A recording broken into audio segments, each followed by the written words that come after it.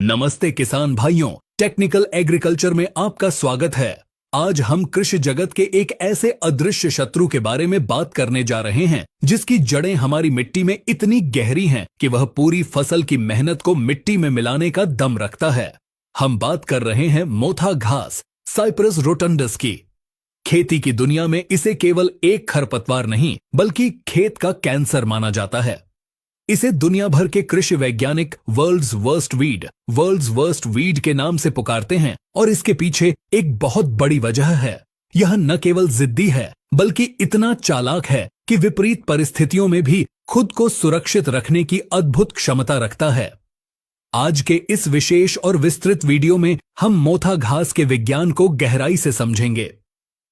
हम जानेंगे कि जमीन के नीचे छिपा इसका ट्यूबर, गांठ, कैसे इसे अमर बनाता है और यह छोटा सा दिखने वाला पौधा कैसे आपकी फसल के पोषक तत्वों को चोरी कर पूरी पैदावार को बर्बाद कर देता है।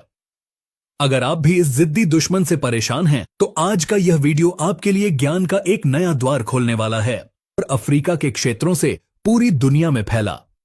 आज यह दुनिया के 100 से अधिक देशों में पाया जाता है और लगभग 52 अलग अलग प्रकार की फसलों को नुकसान पहुंचाता है।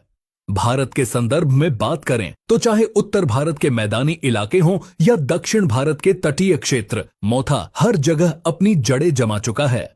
इसकी शारीरिक बनावट को समझना बहुत जरूरी है।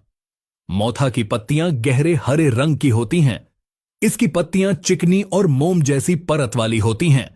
यही वह परत है जो साधारण खरपतवार नाशक दवाओं को पत्तियों के अंदर जाने से रोकती है। लेकिन मोथा की असली ताकत जमीन के ऊपर नहीं बल्कि जमीन के नीचे छिपी होती है। जब आप मोथा के एक पौधे को उखाड़ते हैं तो आपको सफेद रंग की जड़ें दिखती हैं जिन्हें राइजोम कहते हैं। इन जड़ों के बीच बीच में काली, सख्त और अंडाकार गांठें होती हैं जिन्हें ट्यूबर कहा जाता है। इन गांठों का विज्ञान बड़ा ही अद्भुत है। एक मोथा के पौधे के नीचे गांठों की एक पूरी श्रृंखला या जंजीर होती है। ये गांठें जमीन के अंदर केवल कुछ इंच नहीं बल्कि 2 से 3 फीट की गहराई तक पाई जा सकती हैं। हर गांठ के अंदर भारी मात्रा में भोजन संचित रहता है।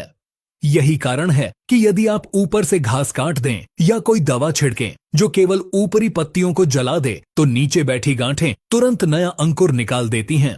एक शोध के अनुसार एक ही मोथा की गांठ से 1 साल के भीतर मिट्टी के अंदर हजारों नए ट्यूबर बन सकते हैं। यह एक अदृश्य जाल की तरह पूरे खेत को नीचे ही नीचे जकड़ लेता है। अब बात करते हैं कि मोथा हमारे खेतों में आता कैसे है और क्यों फैलता है। इसके फैलने के मुख्य रूप